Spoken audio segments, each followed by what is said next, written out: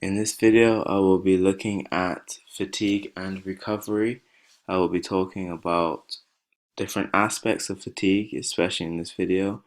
I'll not talk that much about recovery, that will be in the next video. But for this video, I'll be looking at fatigue, the causes of fatigue, what is fatigue, and things around this topic. Now, in sports, there are many different types of intensity levels and different requirements needed to be elite. For example, in Taekwondo, you're expected to be very alert at all times, and you have to fight constantly for 3 2-minute rounds. Now, this will require you to stay on your toes quite a lot and constantly be bouncing to make sure you can attack and defend as efficiently as possible. Now, this will cause your not only your brain to fatigue, but also your muscles because of the constant contraction. In other sports, such as long distance running or basketball, the players are expected to exercise for long periods of time at a very high intensity or submaximal intensity. This is because they have to constantly move up and down the court or constantly keep in mind lookout for their competition. So in this video, I'll take a look at what fatigue is and some of the causes as well. So the causes of fatigue. Actually, first, I'll start off with the definition of fatigue. And fatigue can be defined as extreme tiredness from mental or physical exertion. And that definition is taken from Stafford Brown et al. 2003. And he states that fatigue is extreme tiredness from mental or physical exertion. Now, there are also some causes of fatigue, such as waste products, depletion of energy sources, and neuromuscular fatigue. And in this video, I'll be taking a look at all of these causes. So first, I'll start off with the depletion of energy sources, and I'll start off with creatine. Now, creatine is a source of energy that can be bought and is naturally produced inside of the body. It is used for energy in the ATP-PC system, and does not last for very long, but it does give short, very powerful burst of energy. Now, not only does it give you energy to perform for quick, short periods of time, but it can also be used for bulking and muscle building for people like weightlifters and sprinters just to increase strength. So that would be a reason why it's used. And at the moment, there's no possible disadvantages of the use of creatine supplements because it is a natural compound found in the body, but you are still recommended not to go over your recommended dose, and it is not banned in any sports because it's not that performance enhancing. The PC system itself has an effect on performance, and the bigger the stores, the longer period of time you'll be able to perform at a certain standard, and the longer the stores, the more delayed your LA system will kick in. Now, when your lactic acid system kicks in, that will produce a lot of waste products and also will be starting to move into using aerobic respiration, which you do not want if you're doing short exercise. So, depending on the size of stores, it would depend on how quickly you move into your next system. Now, it is also used to replenish your ATP while you are still exercising, and it can be replenished quickly, especially in pauses, breaks of games, such as football matches. When you come to a standstill for a second, you will be able to replenish your PC stores. Also, if you have to sustain it for a long period of time, all stores will be gone. So if let's say you were running a 200-meter sprint, By the time you hit the about 150-meter mark, all of your stores will be depleted because that'll be more than 10 seconds. So all your stores may be depleted, and it would take a couple minutes to replenish all of those stores. Now, also, PC is out of all of the energy systems, PC is the quickest to resynthesize, and cricketers especially would use the PC system, especially when bowling. And by the time they've made their first bowl and walked back to make their run up again, PC stores will be replenished. In this graph, you can see that there is a decrease in power as time goes on in this Wingate test. And you can see the participant started off really high powered, but as his PC stores were depleted, his power went down from 11 watts per kilogram all the way down to around 3.5 watts per kilogram. So you can see that his power will decrease as time goes on, because once he hits that 15-16 second mark, he will be starting to use the LA system. Next, we'll be talking about glucose and glycogen and their effect on your performance and fatigue. Now, luckily, glucose and glycogen do not produce any waste products, and they are dependent on each other when exercising. So when your liver glycogen becomes depleted, your blood glucose levels decline. So if your glycogen goes down, so does your glucose. This is because glycogen is converted to glucose and used for anaerobic respiration.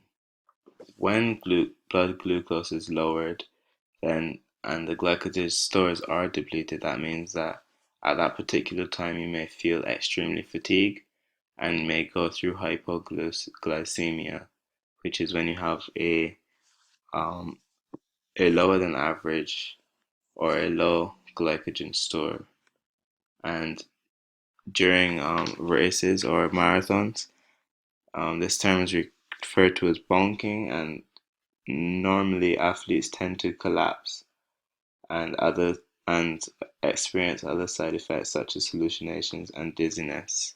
Also, sometimes when your body is going through extreme tiredness, um, muscle protein has to be used to produce more glucose so that more glycogen stores would be increased, and this may have an effect on um, muscle mass in the future and will have to break down muscle protein, which is not the best source of energy. The cortisol hormones are used to break down muscle tissue and used to make glucose. So that's what will be used when you're trying to use muscle protein to make glucose. Also, this would cause muscle atrophy, so muscle mass will be lost eventually. Um, and on the other hand, not only does it affect muscle mass, but it also has an effect on the brain, because glucose is the main fuel for the brain, and if reduced, then the concentration tends to be contributing to central fatigue and causing not only physical but also mental fatigue, where you would be able to not be able to concentrate for as long periods of time. In this next section, I'll be taking a look at waste products and fatigue levels, and I'll be looking at the different effects of carbon dioxide, blood lactate accumulation, and acidity and heat. So to start off, we're going to talk about CO2, carbon dioxide, and its effects that it has on fatigue. Now, CO2 is a waste product produced from cellular and respiration, and is produced in the muscles, and the more your muscles are working, typically the more you see its carbon dioxide is produced. Now, carbon dioxide is is a byproduct of gaseous exchange, or is taken away from the body via gaseous exchange, and I'll also be looking a bit more into this in the recovery part of the video. Um, Typically, it is transported in the blood and dissolved into blood plasma, also carbaminohemoglobin and carbonic acid, and those are 3%, 23%, and 70% respectively. That's how it is distributed among each of those components, and it's typically transported out of the body because chemoreceptors are pick up the acidity of the blood, which carbon dioxide has an effect on, which makes it more acidic, and will cause the heart rate and breathing rate to go up so that the carbon dioxide can be released from the body more quickly. And as you can see in this graph below, that in this steady state, in interval test, that ventilation increases as time goes on, which means that breathing rate and heart rate would be increased. Next, I will be looking at the lactic acid system, or the waste product lactic acid, and its effect on the body. This is one of the most noticeable and felt effects of fatigue because it does cause discomfort to the body for a period of time, and it also has an effect on your heart rate and breathing rate because it is trying to get rid of this so-called poison in the body. Um, when after exercising for a long period of time, the body has to go to the LA system, which unfortunately produces, well, fortunately or unfortunately produces lactic acid, and the higher the intensity, the more lactic acid will be increased. Some athletes, such as sprinters, wouldn't need to worry so much about OBLA, which is onset blood lactate accumulation. So they would not have to worry about how much blood lactate is produced because their events are so short. So that'd be like for 100-meter sprinters or 200-meter sprinters. However, for long distance runners, their lactate threshold needs to be a lot higher and they need to know how to pace themselves during a race. So this is done by training just below your lactate threshold, so where you start producing lactic acid so that they can be more tolerant to the poison. In this graph, you can see that the blood lactate goes up as intensity goes up. Also, so does the heart rate as well. And this is during a long-term run. Next, I'll be talking about heat and its effects on fatigue. And it is said that 20% of oxygen during exercise is converted for mechanical work, and up to a big 80% ends up being heat. So that means it's not very efficient, and this is one of the systems in the body that probably would not be working at its best because so much of the oxygen that we need in our body is released from heat. And depending on the conditions you're in, um, it may affect how much heat you produce. For example, if you're in colder climates, so for skiing and snowboarding, you may want to produce less heat. But if you were in a hotter climate, naturally your body will be hotter and you will have to regulate your body temperature by sweating and other mechanisms such as that. Now, we have to keep in consideration that when we do sweat and release waste products, that the body will become less hydrated and will need more water, and this water is the water that was in the body before would be released to regulate body temperature and cool the body temperature down so that your body would be working at optimum temperature. If your body were to become too hot or your air core temperature increases, this would be called hyperthermia, and there are some very severe side effects that can happen, such as fainting and also loss of concentration and dizziness.